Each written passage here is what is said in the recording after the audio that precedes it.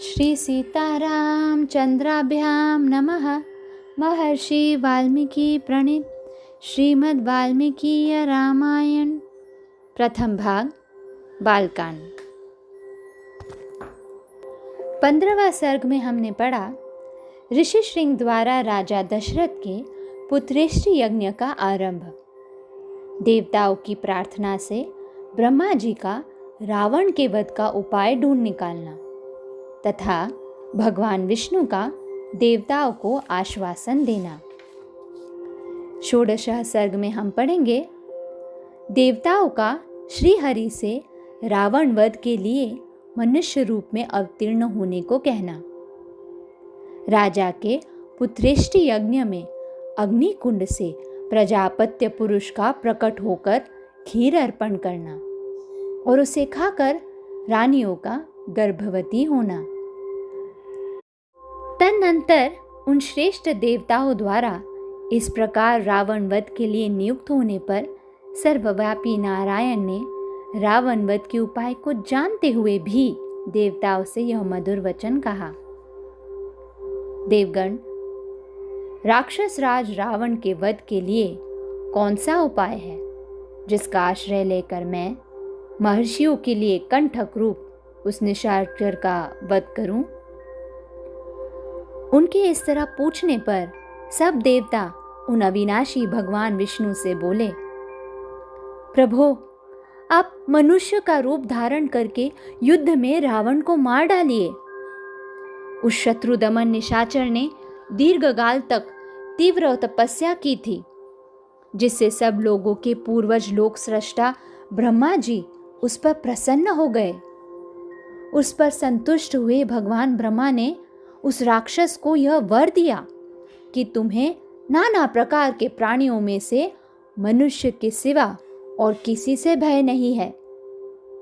पूर्व काल में वरदान लेते समय उस राक्षस ने मनुष्य को दुर्बल समझकर उनकी अवहेलना कर दी थी। इस प्रकार पितामह से मिले हुए वरदान के कारण उसका घमंड बढ़ गया है। शत्रुओं को संताप देने वाले देव, वह तीनों लोगों को पीड़ा देता और स्त्रियों का भी अपहरण कर लेता है। अतः उसका वध मनुष्य के हाथ से ही निश्चित हुआ है। समस्त जीवात्माओं को वश में रखने वाले भगवान विष्णु ने देवताओं की यह बात सुनकर अवतार काल में राजा दशरथ को ही पिता बनाने की इच्छा की। उसी समय वे शत्रुसूदन महातेजस्वी नरेश पुत्रहीन होने के कारण पुत्र प्राप्ति की इच्छा से पुत्रेष्टि यज्ञ कर रहे थे। उन्हें पिता बनाने का निश्चय करके भगवान विष्णु पितामह की अनुमति ले देवताओं और महर्षियों से पूजित हो वहां से अंतर्धान हो गए। तत्पश्चात पुत्रेष्टि यज्ञ करते हुए राजा दशरथ के यज्ञ में अग्नि कुंड से एक विशाल काय पुरुष प्रकट हुआ। उसके शरीर में इतना प्रकाश था जिसकी कहीं तुलना नहीं थी। उसका बल पराक्रम महान था। उसकी अंग कांति काले रंग की थी। उसने अपने शरीर पर लाल वस्त्र धारण कर रखा था। उसका मुख भी लाल ही था। उसकी वाणी से दुंदुभी के समान गंभीर ध्वनि प्रकट होती थी। उसके रोम, दाढ़ी, मूछ और बड़े बड़े केश चिकने और सिंह के समान थे। वह शुभ लक्षणों से संपन्न, दिव्य आभूषणों से विभूषित, शैल शिखर के समान ऊंचा तथा गर्वीले सिंह के समान चलने वाला था। उसकी आकृति सूर्य के समान तेजोमयी थी। वह प्रज्वलित अग्नि की लपटों के समान दैदीप्यमान हो रहा था। उसके हाथ में तपाए हुए जाम्बूनाथ नामक सुवर्ण की बनी हुई परात थी, जो चांदी के ढक्कन से ढकी हुई थी। वह थाली बहुत बड़ी थी और दिव्य खीर से भरी हुई थी। उसे उस पुरुष ने स्वयं अपने दोनों भुजाओं पर उठा रखा था। वह अद्भुत परात मायामयी सी जान पड़ती थी। उसने नरेश दशरथ की ओर देखकर कहा, नरेश्वर, मुझे प्रजापति लोक का पुरुष जानो। मैं प्रजापति की ही आज्ञा से यहां आया हूं।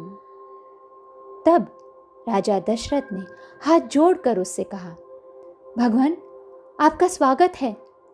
कहिए, मैं आपकी क्या सेवा करूं? फिर उस प्रजापत्य पुरुष ने पुनः यह बात कही, राजन, तुम देवताओं की आराधना करते हो, इसलिए तुम्हें आज यह वस्तु प्राप्त हुई है। नृपश्रेष्ठ, यह देवताओं की बनाई हुई खीर है जो संतान की प्राप्ति कराने वाली है। तुम इसे ग्रहण करो। यह धन और आरोग्य की भी वृद्धि करने वाली है। राजन, यह खीर अपनी योग्य पत्नियों को दो और कहो, तुम लोग इसे खाओ। ऐसा करने पर उनके गर्भ से आपको अनेक पुत्रों की प्राप्ति होगी, जिनके लिए तुम यह यज्ञ कर रहे हो। राजा ने प्रसन्नतापूर्वक बहुत अच्छा कहकर उस दिव्य पुरुष की दी हुई देवान्न से परिपूर्ण सोने की थाली को लेकर उसे अपने मस्तक पर धारण किया। फिर उस अद्भुत एवं प्रिय दर्शन पुरुष को प्रणाम करके बड़े आनंद के साथ उसकी परिक्रमा की। इस प्रकार देवताओं की बनाई हुई उस खीर को पाकर राजा दशरथ बहुत प्रसन्न हुए, मानो निर्धन को धन मिल गया हो। इसके बाद वह परम तेजस्वी अद्भुत पुरुष अपना वह काम पूरा करके वही अंतर्धान हो गया। उस समय राजा के अंतपुर की स्त्रियां हर्षोल्लास से बड़ी हुई कांतिमयी किरणों से प्रकाशित हो ठीक उसी तरह शोभा पाने लगी जैसे शरत काल के नयनाभिराम चंद्रमा की रम्य रश्मियों से उद्भासित होने वाला आकाश सुशोभित होता है। राजा दशरथ वह खीर लेकर अंतपुर में गए और कौशल्या से बोले, देवी, यह अपने लिए पुत्र की प्राप्ति कराने वाली खीर ग्रहण करो। ऐसा कहकर नरेश ने उस समय उस खीर का आधा भाग महारानी कौशल्या को दे दिया। फिर बचे हुए आधे का आधा भाग रानी सुमित्रा को अर्पण किया। उन दोनों को देने के बाद जितनी खीर बच रही थी उसका आधा भाग उन्होंने पुत्र प्राप्ति के उद्देश्य से कैकेयी को दे दिया। तत्पश्चात उस खीर का जो अविशेष्ट आधा भाग था, उस अमृतोपम भाग को महान बुद्धिमान नरेश ने कुछ सोच विचार कर पुनः सुमित्रा को ही अर्पित कर दिया। इस प्रकार राजा ने अपनी सभी रानियों को अलग अलग खीर बांट दी। महाराज की उन सभी साध्वी रानियों ने उनके हाथों से वह खीर पाकर अपना सम्मान समझा। उनके चित्त में अत्यंत हर्षोल्लास छा गया।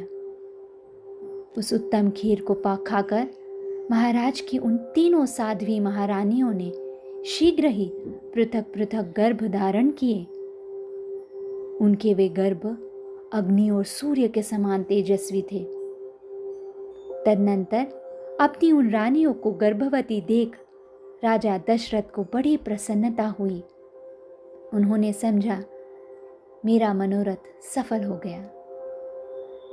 जैसे स्वर्ग में इंद्र सिद्ध और ऋषियों से पूजित हो श्री हरि प्रसन्न होते हैं, उसी प्रकार भूतल में देवेंद्र सिद्ध और महर्षियों से सम्मानित हो राजा दशरथ संतुष्ट हुए थे।